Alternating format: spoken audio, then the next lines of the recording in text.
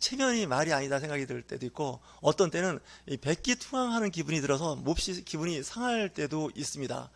실제 이야기가 막 실화라고 이야기를 하는데, 리더스 다이제스티브에서 나왔던 그 글인데 한번 여러분들도 잘 아시는 걸 겁니다. 미국 뉴욕 형무소에서 3년을 살고 가석방이 돼서 돌아올 때 아내에게 편지를 씁니다. 내가 버스를 타고 갈 텐데 그 동네 입구 어귀에 참나무가 있는데 노란 손수건이 걸려 있으면 나를 용서하고 나를 받아준다는 뜻으로 받아들여서 내가 당신 집으로, 자기 집이겠죠, 돌아가지만 만약에 그 노란 손수건이 걸려 있지 않는다 그러면 나는 당신이 나를 받아들이지 않는다는 뜻으로 그냥 버스를 타고 지나가겠습니다라고 편지를 썼습니다. 그래서 이제 그 버스를 타고 가는데 그 노란 그 손수건이 그 참나무에 걸려 있었을까요? 안 걸려 있었을까요? 다 아는 이야기인데 노란 손수건이 그 참나무에 온통 다 노랗게 마치 은행나무처럼 되어 있지 않았을까 하는 생각이 듭니다. 그때 버스에 탔던 사람들이 다 환호성을 지르면서 와, 그러니까 내용을 다 알고 있었다는 거예요. 버스 안에 있는 사람들이. 다시 얘기해서 그 참나무에 그 아내가 노란 손수건 하나 걸었는데 나무 잎사귀에 가서 보이지가 않을 거라는 생각이 들어서 며칠째 그 나무 사이사이에 노란 손수건을 걸었다는 거예요. 그러니까 그냥 살짝 지나가도, 스치고 지나가도 볼 수 있을 만큼의 노란 손수건을 걸었다는 아주 그 실화죠. 그러니까 당신을 나는 용서한다는 의미를 가지고 노란 손수건을 이렇게 나무에 다 걸었다는, 그 노란 손수건이라는 유래가 뭐 거기서 나왔다는 말도 있는데, 여러분 기억하실지 모르겠지만 전에 그 가방이나 옷에 지금도 노란 그 리본을 달고 다니는 사람도 있죠. 그게 사실은 우리는 당신을 용서한다라는 뜻도 있고 미안하다는 뜻도 있고 여러 가지 뜻을 갖고 있습니다. 그래서 이 노란 손수건 내지는 뭐 노란 여러 가지 그 표시를 하는 의미가 있는데, 우리 그리스도인들이 이랬으면 좋겠다라는 생각을 해본 겁니다. 그러니까 노란 손수건 같은 그런 마음이겠죠. 용서한다는 거죠. 근데 사실 용서가 잘 안 됩니다. 뭐 나쁜 표현이긴 한데 뭐 내 눈에 흙이 들어가도 이런 표현을 하는데, 이런 사람들하고 놀지 않는 게 좋습니다. 교제하지. 왜냐면 이런 사람들은 정말 굉장히 그 세다 못해 심지어는 독하다는 생각이 드는데, 용서가 쉽지는 않습니다. 정말 자존심이 상하고 그러는 거죠. 그러니까 이제 살다 보면 용서할 일이 많습니다. 근데 또 자기도 또 생각해 보면 용서받을 일이 많습니다. 우리 한번 옆에 있는 분들하고 권면할까요? 나는 당신에게서 용서받을 일이 있습니다.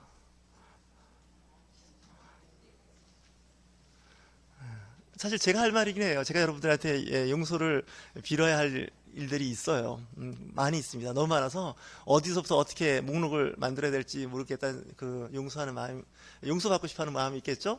근데 용서받고 싶어하는 마음도 있어야겠지만 또 용서해야 하는 마음도 있어야 됩니다. 그게 쉽지는 않습니다. 우리 옆에 계신 분들 고민하겠다. 난 당신을 용서합니다. 좀 표현이 좀 저속하지만 이렇게 할까요? 당신의 머리끝에서 발끝까지 다 용서합니다. 한번 해보세요. 괜찮습니다. 쉽지는 않습니다. 이 세상은 사랑으로 산다고 하지만 그 사랑에서 중요한 부분이 용서거든요. 용서할 수 있는 사람은 진짜 그 사람 사랑하는 사람입니다. 하지만 용서를 못하고 사랑한다는 게 거짓말입니다. 그럴 리가 없지 않겠습니까? 부부간에도 이게 용서하는 분이 있어야 삽니다. 근데 이제 우리는 다른 사람은 몰라도 가까이 있는 사람을 잘 용서 안 하려고 합니다. 그만큼 이제 가까이 있다 보니까 그런 생각이 드는데, 어떤 분은 그러더라고요. 자기랑 가까울수록 자기 몸의 일부라고 생각할수록 사람들이 막대한다는 거예요. 용서하지 않는다는 거예요. 그러다 보니까 부부지간에 서로 이렇게 이제 너무 가깝고 자기 몸처럼 생각하는데 그 자기 몸에 대해서 좋게 표현도 하지 않을 뿐만 아니라 심지어는 뭐 거의 학대하는 수준까지 간다는 거 아니겠습니까? 그래서 사실 그 용서라는 게 쉽지는 않습니다. 근데 성경에는 어떻게 말씀을 하고 있냐면, 하나님은 용서하시는 하나님입니다. 사랑의 하나님이시고 또 용서하시는 하나님인데, 이 용서하시는 하나님에 대해서 큰 의미 부여를 잘 안 해서 그렇습니다. 그래서 하나님께서 그 용서하시는데 오늘 말씀을 보면 돌아오라는 겁니다. 돌아오기만 하면 난 용서하겠다는 거죠. 용서에 대해서 잘 표현하고 있는 말씀이 누가복음에만 나오는 이야기가 있는데, 돌아온 탕자 이야기죠. 예수님께서 한 비유를 들었습니다. 이건 실화가 아닌 것 같습니다. 하지만 실화일 수도 있는 이야기죠. 큰 부자이신 아버지에게는 아들이 둘이 있었는데, 둘째 아들이 어느 날 아버지한테 이야기합니다. 나 아버지 이 집을 나가고 싶습니다. 그러면서 이제 아버지가 돌아가시면 받을 유산이 있는데 그 유산을 지금 주시면 안 되겠습니까? 이건 사실 말이 안 되는 거죠. 유산은 돌아가신 이후에 아니면 마지막에 줄 수 있는 건데 이제 달라 그러는 거죠. 뭐 달라 그러면 줄 수도 있죠. 근데 아버지는 줍니다. 그래서 이제 아들은 그 돈을 가져와서 이제 멀리 가서 이제 사업을 했겠죠. 사업을 했는데 잘 될 일은 없죠. 돈이 다 떨어지니까 친구고 사귀고 있는 여자친구도 다 사라지는 거죠. 부부가 잘 살다가 어느 날 남편이 돈을 못 벌고 무능력자가 되는 것까지 용서가 가능한데 빚을 산더미 지고 집에서 같이 살자고 하면 살겠습니까? 나가라 할 거예요. 그죠? 보기 싫으니까 나가라고 막 그런 가정들 가끔 봅니다. 그 비싼 가정들을. 그 남편이 가지고 있던 그 어떤 부분이 사라지면 섭섭한 정도가 아니라 화가 나고 막그 뭐 저주에 찬 말을 하는 사람들도 있는데 막 그리스도인들도 그런 거 아닐까라는 생각이 드는데 참 쉽지 않습니다. 근데 그 아들이 이제 망한 거 아니겠습니까? 이제 아버지 돈을 가지고 이제 나갈 때는 분명히 뭔가 희망을 갖고 나가는지도 모릅니다. 아버지처럼 저렇게 답답하게 사느니 나는 나가서 아버지보다 더 큰 부자가 될 수 있을 것 같다고 여러 가지 생각을 많이 했을 겁니다. 그런데 나가보니까 사실 그렇지 않은 거죠. 이제 망했는데 힘들게 살고 있는데 그 나라에 흉년이 들었다는 게 더 문제입니다. 그러니까 요즘 말하면 공황이 된 거죠. 경제적 공황이 오니까 더 살기 힘들어진 거죠. 그래서 그 이스라엘 사람들은 싫어하는 게 그 돼지 같은 동물을 싫어하는데 심지어는 돼지를 키우는 데 가서 농장 가서 일을 할 수밖에 없고 돼지가 먹는 사료 같은 음식을 먹을 수밖에 없는 상황이 되니까 내 자신이 너무나 진짜 처량하고 불쌍한 거죠. 이때 이제 아버지한테 돌아가야겠다는 생각을 갖게 되죠. 왜냐하면 아버지 집에서 일을 하는 직원들도 이거보다는 낫다는 거죠. 차라리 내가 아버지 아들로 들어가지 말고 아버지 그 회사에 그냥 직원으로 들어갈 테니까 말단 직원으로 들어갈 테니까 나를 걷어달라고 하는 게 훨씬 낫겠다 싶어서 돌아가는 거죠. 그 렘브란트의 그림 있지 않습니까? 돌아온 탕자의 그 그림. 그 아버지가 이제 그 아들을 맞이하는 거죠. 기뻐 맞이하는 겁니다. 아마 밤에도 불을 켜놓고 문을 열어놨을 겁니다. 언제든지 아들이 돌아올 수 있도록. 그랬는데 돌아왔으니까 얼마나 기쁘겠습니까? 동네 잔치를 베푸는 겁니다. 살찐 송아지를 잡으라는 거죠. 요즘 살찐 송아지를 잡으라고 하면요, 이 도축법에 어긋납니다. 송아지는 못 잡게 돼 있습니다. 근데 이 아버지가 살찐 송아지, 물론 그 당시에는 뭐 그런 게 큰 문제는 안 됐겠지만 송아지를 잡아서 이제 잔치를 벌립니다. 동네 사람들 다 부르고 아주 이제 뭐 요즘은 이제 요즘 밴드라고 하나요? 막 오케스트라를 불러서 잔치를 하는 겁니다. 제가 봐도 이 살찐 송아지 고기는 제가 못 먹어봤는데 굉장히 맛있답니다. 혹시 살찐 송아지 먹을 기회가 있으면 꼭 저를 기억하셔서 부르시기 바랍니다. 그렇게 맛있답니다. 그 여러분들 신는 그 가죽도 있죠? 송아지 가죽 구두가 제일 부드럽고 좋답니다. 근데 이제 법률적으로 못하게 하니까 그렇게 하는데 가끔 이 송아지가 불의의 사고로 죽거나 무슨 질병으로 죽는 경우가 있답니다. 뭐 그렇지 않겠습니까? 여튼 아버지가 하여튼 그 최대한의 호의를 베풀어서 그 아들을 맞이하는 거죠. 사람들은 그럴 거예요. 집 나간 아들. 그리고 아버지에게 정신적으로나 물질적으로 큰 피해를 준 거죠. 그렇지 않습니까? 분명히 그 아들한테 물려줄 그 상속할 그 재산의 상당 부분을 가져가서 다 써버렸으니 그 아버지 입장에서는 굉장히 스트레스가 심했을 거예요. 심지어는 자기 직원도 구조 정리를 해야 할 그럴 아주 회사적으로도 굉장히 어려움이 있었을 텐데 아버지는 이제 받아들여 주죠.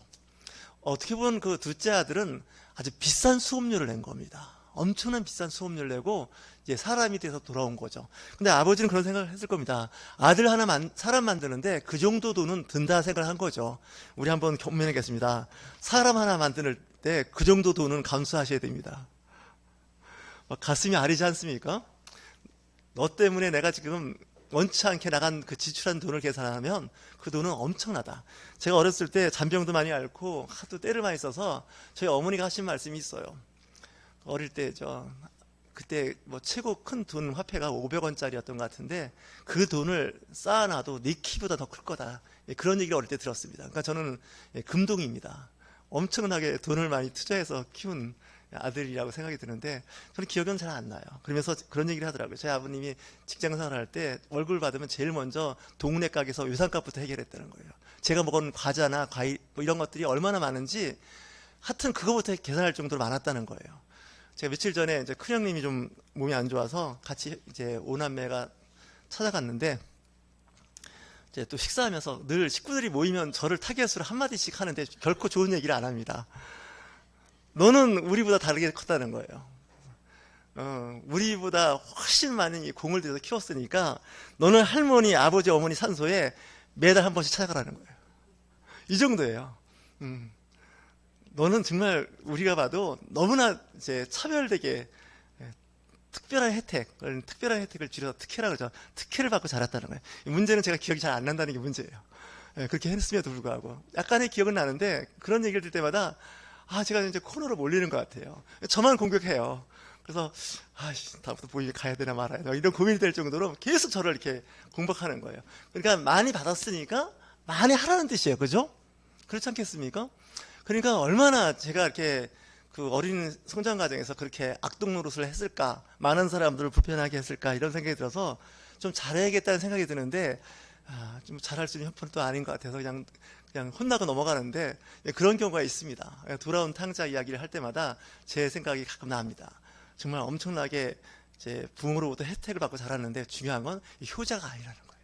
그래서 저희 7남매가 아직 다 살아 계시는데, 제가 이제 막내 쪽에 해당되는데, 가끔 이런 생각을 나름대로 해봅니다. 식구 중에서 누가 가장 큰 혜택을 받고 자랐을까, 이런 생각이 들고, 또 7남매가 있는데 누가 가장 효자인가, 효자 서열을 매기면 나는 몇 번째쯤 될까, 이런 생각 해보신 적 있으신가요? 근데 불행하게도 제가 1, 2등은 아닌 것 같습니다. 그래서 이런저런 생각을 해보는데, 사실 하나님께서 뭐라고 말씀하시냐면, 많이 받은 사람, 많이 준 사람에게는 많이 찾겠다고 하는 게 이게 성경 말씀에 있습니다. 그러니까 진짜 많이 심고 많이 공을 들였으면, 혜택을 줬으면 거기다 보상이 있어야 되는데 이게 잘 안 됩니다. 좀 이런 말이 있는데 좀 섭섭하다 할 수 없습니다. 옛날부터 그 손주라고 하나요? 손자, 자식 본 보람이 없다고 하지 않습니까? 심지어는 자식한테도 그런 표현을 하는데, 분명히 기대까지 기대도 했겠죠. 근데 그 기대대로 안 크는 게 문제입니다. 특별히 더 사랑했고 더 관심을 갖고 더 투자를 했는데 그 자녀는 의외로 기대로부터 많이 떨어지고, 반대로 그냥 홀대하고 좀 이렇게 관심 밖에 있는 아이가 나중에 커서 더 효도를 하는 경우가 있습니다. 저도 그런 경우를 좀 들었는데, 그 딸 많은 집 아들이 있는데, 그분이 이제 대학에 교수를 했는데 자기 위에 그 누나가 가장 천대를 받았다는 거예요. 얼마나 딸 하다가 이제 아들 낳았으니 그 바로 위에 있는 딸은 거의 사람 존재감이 없었다는 거예요. 근데 나중에 키웠더니 그 딸이 가장 효도를 많이 하더라는 거예요. 그거 왜 그럴까요? 잘 알 수는 없습니다. 성경도 마찬가지로 참 알 수가 없습니다. 불효자이고 집을 나가고 아버지한테 명예나 금전적으로 큰 피해를 줬는데, 그 아들이 들어왔을 때 그의 위치를 다시 회복시키는 거예요. 아들로. 큰아들이 그것 때문에 불만이 많지 않습니까? 아버지, 나는 늘 아버지랑 같이 있으면서 아버지 하시는 말씀을 한 번도 어긴 적이 없고, 아버지를 위해서 정말 밤낮 잠을 안 자가면서 섬겼는데, 나를 위해서, 친구들을 위해서 송아지 한 마리 안 잡아주신, 송아지는 고사하고 소도 안 잡아주신 분이 아버지 재산을 거덜내고 돌아온 아들한테 살찐 송아지, 거기다가 밴드까지 불러서 잔치를 벌립니까? 이건 아닌 것 같습니다. 이런 생각이 들지 않겠습니까? 저부터도 그럴 것 같아요. 저는 내 동생이지만 동생이 아닙니다. 우리 집안에 아주 불명예, 이런 상황을 했는데 어떻게 저 사람을 받아들입니까? 이런 생각을 하지 않습니까? 우리 기독교인들도 예외는 아닙니다. 저도 가끔 이렇게 저를 생각해 보면 저도 그 정도는 아닌 것 같습니다. 제가 봐도 그렇게 잘 못합니다. 그래야 되는데. 그래서 제가 가끔 하는 생각이 이런 겁니다. 이 목회자가 된다는 건요, 그러한 덕목이 있어야 됩니다. 용서할 수 있는 덕목이 있어야 됩니다. 성경 말씀을 잘 쪼개고 말씀 구절 잘 풀어서 잘 가르치고 양육하는 것, 그거보다 더 중요한 건 용서할 줄 알아야 됩니다. 신앙 공동체를 보고 용서할 수가 있어야 됩니다. 사람들이 그렇게 했죠. 하나님도 용서할 수 없는 저 사람이라고 막 그래도 교회 중직자와 목회자는 용서할 수가 있어야 됩니다. 근데 제가 그게 잘 안 됩니다.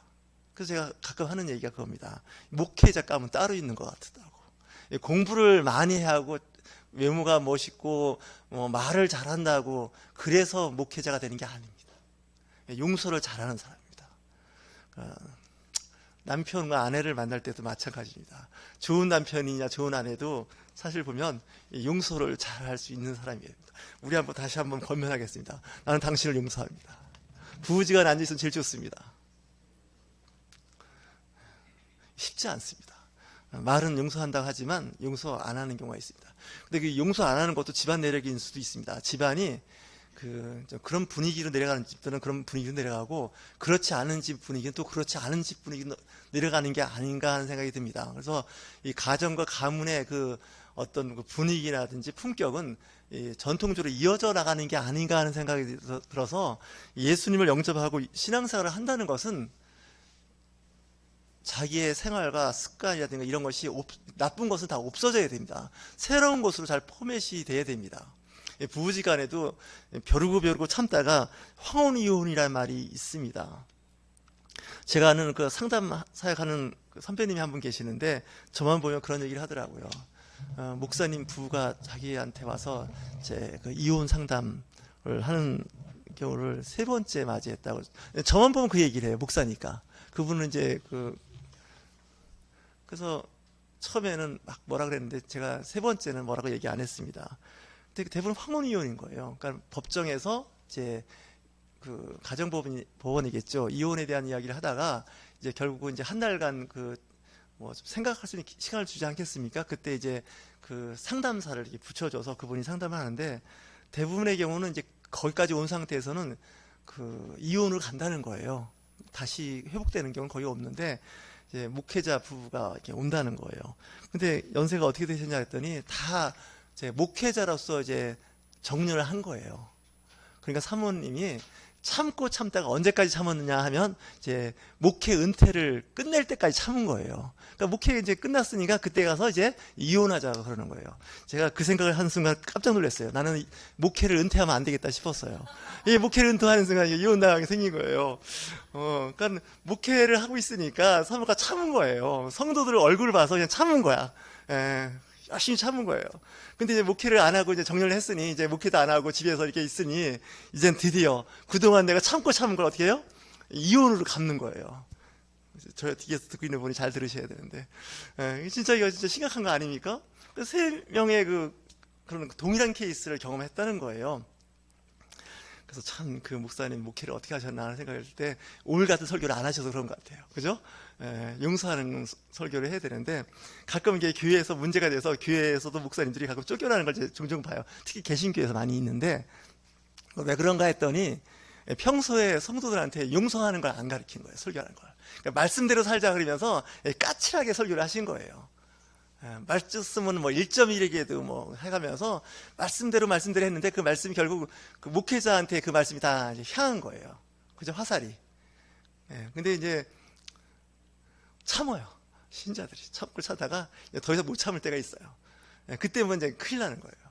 그래서 제가 아는 목사님인데, 그 목사님이 진짜 자기 교회와 교단에서 안 좋은 일로 교회 목회를 그만하시게 됐는데, 그분이 하신 말씀이 있어요. 좀 직접 들은 건 아니고 그냥 사람을 통해 들었는데, 그분이 하신 말씀이, 내가 성도들한테 용서하는 법을 안 가르쳤다는 거예요. 회개하고 용서하는 걸 안 가르쳤다는 거예요. 그분 스타일이 어떤 스타일이냐면, 내 눈이 흙이 들어가도 이런 스타일이었어요. 이렇게 목회를 하니까 어떻게 돼요? 잘 나가는 것 같아요. 남들이 보면 정말 목회자답고 말씀대로 사는 것 같고 잘하는 것 같은데, 어때요? 사람은 실수를 하거든요. 살다 보면 실수를 해요. 잘못을 할 수가 있습니다. 그때 용서받기가 어려워요. 그래서 이 용서를 많이 한 사람은 나중에 용서받을 수가 있어요. 성경에 나오는 거예요. 야고보서가 그 얘기를 해줘요. 한번 야고보서 한번 얼마 안 되니까 읽어보세요. 거기에 나오는데 그 말씀이 있다고 한번 저한테 문자로 한번 보내보세요. 긍휼을 베푸는 자는 나중에 긍휼을 받는다는 거예요. 남을 용서한 사람은 용서를 받는다는 거예요. 우리가 주기도문 하지 않습니까? 예수님께서 우리에게 기도문을 가르쳐줬습니다. 그러니까 세례 요한의 제자들에게도 기도문을 가르쳐줬는데, 예수님도 제자들에게 기도문을 가르쳐줬는데, 그 기도문이 주기도문입니다. 우리가 예배할 때 주기도문 하지 않습니까? 그래서 우리 오늘 마지막에 송영회에 보면 노래로 주기도문을 하는 겁니다.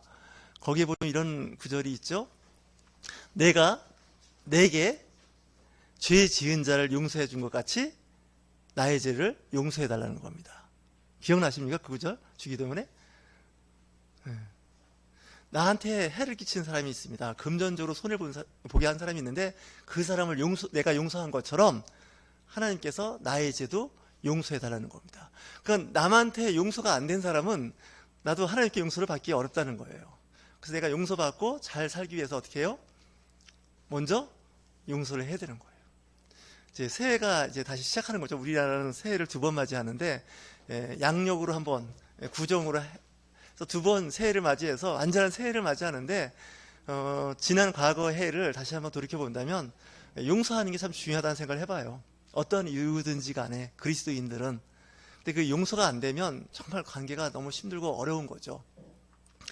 뭐 경우에 따라서 이제 뭐 생각이 다 다르고 뭐 그렇게 하겠지만 그리스도인들이 그 용서를 잘하면 얼마나 좋을까라는 생각을 해봐요.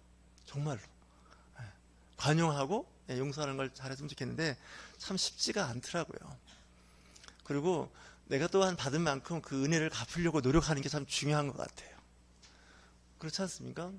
사람들이 받은 바 은혜에 감사해요 이렇게 돼 있는데 은혜를 갚을 줄 알아야 되는데 은혜를 갚는 걸 잘 못해요. 저부터라도 성경에도 나오는 말씀이고 우리말에도 있죠. 보은이란 말 있죠. 보은. 은혜를 갚는다는 뜻이죠. 그래서 예수님께서 그런 말씀을 하시죠. 용서하고 사랑하는 것을 어느 정도까지 하냐? 세리와 창기까지도 용서하고 사랑하라는 거예요. 예수님은. 자기들끼리 서로 사랑하고 존중하는 건 누구나 한다는 거예요. 그죠? 근데 자기를 싫어하고 자기를 핍박하고 미워하는 사람도 사랑하고 용서하고 그들을 품을 수 있어야 된다는 거죠. 그걸 우리는 대인이라고 그러죠. 소인이라고 대인.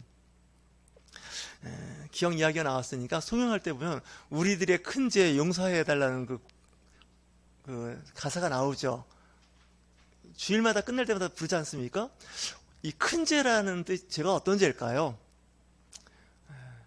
원래 개신교는 큰 죄, 작은 죄를 구분하지 않는데 카톨릭에서는 큰 죄와 작은 죄, 한자로 보면 대죄와 소죄가 있습니다. 큰 죄가 있고 작은 죄가 있는데 큰 죄를 용서해달라고 말씀하는 것 중에 하나가 용서하지 못한 죄가 큰 죄가 아닌가라는 생각을 해봐요. 용서하지 못한 죄. 죄도 큰 죄가 있고 작은 죄가 있고 우리 같으면 중죄인이라죠.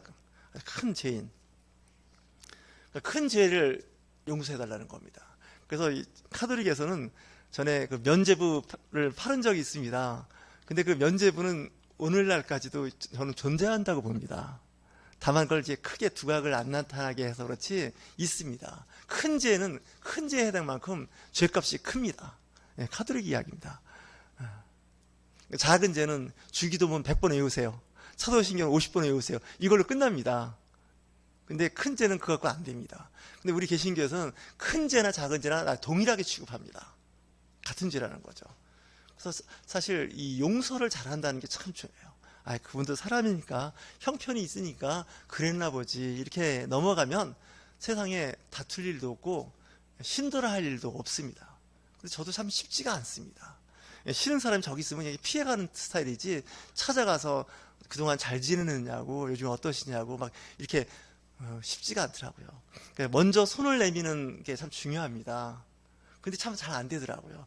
저도 올 새해 다시 시작하면 좀 그래볼까 하는데 잘 될래나 모르겠습니다. 한번 우리 거의 불가능한 얘기인데 한번 해볼까요? 내가 먼저 손을 내밉시다. 여러분도 그렇게 하시겠습니까? 저는 가끔 그런 생각을 해요. 우리 교회에서 나만 잘하면 잘할 수 있는 것 같아요. 저만 잘하면 다 잘할 것 같아요. 제가 제일 문제예요. 그게 참 쉽지가 않아요. 가끔 제가 이제 목사님들하고 제가 서로 안부 지내면 목사님 요즘 잘 지내시냐고 목사님 교회는 평안하냐 그러면 우리 교회요 저만 사고 안 치면 다 평안해요 그래요. 저만 사고 안 치면 그 말이 참 제 나름대로 좀 가슴이 아픈 얘기예요. 제가 먼저 이렇게 마음을 열고 포용을 해야 되는데 저는 이런 생각을 해봐요. 왜 우리 교회가 이렇게 부흥이 안 되고 죄송합니다. 이 모양 이 꼴이냐 100% 저한테 있어요. 이유 없어요. 100% 왜냐면 이게 포용을 못하는 거예요. 제가 수용을 못하는 거예요. 제가 가끔 얘기하지 않습니까? 제 위에 4살 위에 친형님이 목사님인데 그 교회는 커요. 저보다. 근데 그 형님하고 이제 며칠 전에도 만났는데 그 형님하고 저 얘기를 해보면 얘기하는 그 말씀의 결이 달라요. 진짜 달라요. 왜 다른가 했더니 좀 약간 까칠해요. 500X가 분명한 사람이에요. 논리가 있는 사람이에요. 지금도 그 논리는 맞다고 생각하는 사람이에요. 이게 문제예요. 근데 그 형님은 그런 거 없어요. 제가 말도 안 되는 얘기를 막 어때 해도요, 뭐 그렇지 뭐 맨날 그래, 그렇지 뭐 그렇게 그렇게 생각하지, 이렇게 넘어가지 막 각을 세우질 않아요. 그러니까 그분은 사람들이 모인 자리나 교회에서는 늘 그러세요. 그러니까 교회가 화목하고 교회가 잘 성장하는 거예요. 왜? 교회는 죄인들이 오는 거거든요. 그렇지 않습니까? 문제가 많고 어떻게 보면 세상보다 좀, 죄송합니다, 용서하고 들으십시오, 좀 수준이 좀 낮은 분들이 오는 거 아닌가. 좀 약간 떨어져요, 사실은. 왜냐? 죄인들이 오게 돼 있어요. 이게 성경적이에요, 사실은. 그러니까 어떤 분들은 왜 교회가 그 모양이냐, 왜 교회가 그러냐, 막 그럴 때 이렇게 생각하시면 좋습니다. 원래 교회가 그런 거라고. 원래 교회가 그런 거예요. 병원에 가면 환자들이 오지 않습니까? 그러니까 병원에는 아픈 사람들이 오는데 왜 병원에 이렇게 아픈 사람이 많이 오냐? 안과에 갔더니 그 안질환이 많은 사람들이 모여 있지 않습니까? 치과 가면 치아가 이제 안 좋은 사람들이 오지 않습니까? 치아가 너무너무 건강한데 한번 와봤다는 사람 많지 않습니다. 교회도 일종의 그런 거잖아요. 그죠? 제가 늘 말씀드린 거 있지 않습니까? 정신건강의학과에 가면 어때요? 다 또라이들만 와 있잖아요. 다 줄 서 있는 사람이 제정신이 아니에요. 근데 그런 사람들이 모이는 곳에 정신건강 전문의가 있지 않겠습니까? 근데 어느 날 정신건강 전문의가 나 저런 사람들 보고 싶지 않다 그러면 이제 진료는 끝난 거죠. 뭐 이렇게 교회를 너무 이렇게 심하게 표현을 해서 그렇게 하는데, 교회도 좀 그런 경향이 있습니다. 이제 그런 사람들이 모인 곳이기 때문에 이제 그걸 이해를 하셔야 됩니다. 특히 교인들이. 그래서 시간이 지나면서 이제 점점 나아지고 그렇긴 한데, 그래서 어떤 분은 저런 얘기를 하는데, 지난번에 어떤 모임에 갔더니 본인 어머니는 권사인데 자기는 교회를 안 다닌다고 그러더라고요. 근데 연세가 70대 중반이세요. 그래서 왜 교회를 안 다니시냐 그랬더니, 좀 믿음은 좀 마음에 좀 있는데 정말 교회는 갈 곳이 아니라는 거예요. 여러분도 그렇게 생각하십니까? 교회는 갈 곳이 아니라는 거예요.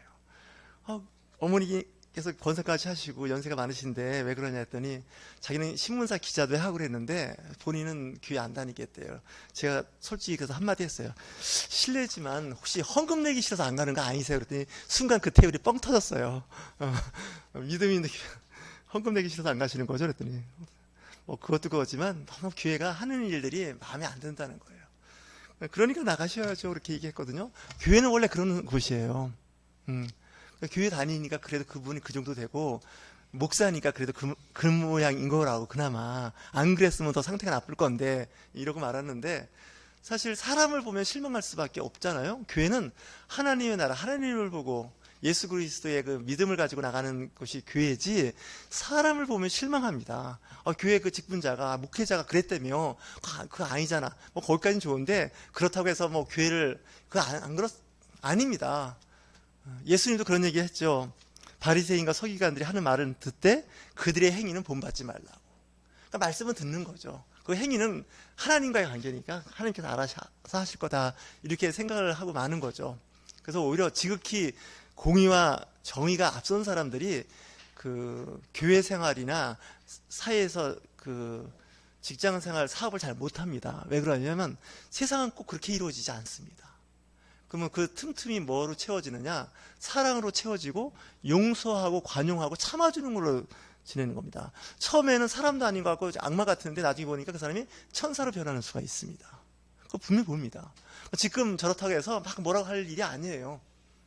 그 사람이 힘들고 어렵고 그런 상태에서 예수님을 만나는 사람들이 의외로 있어요.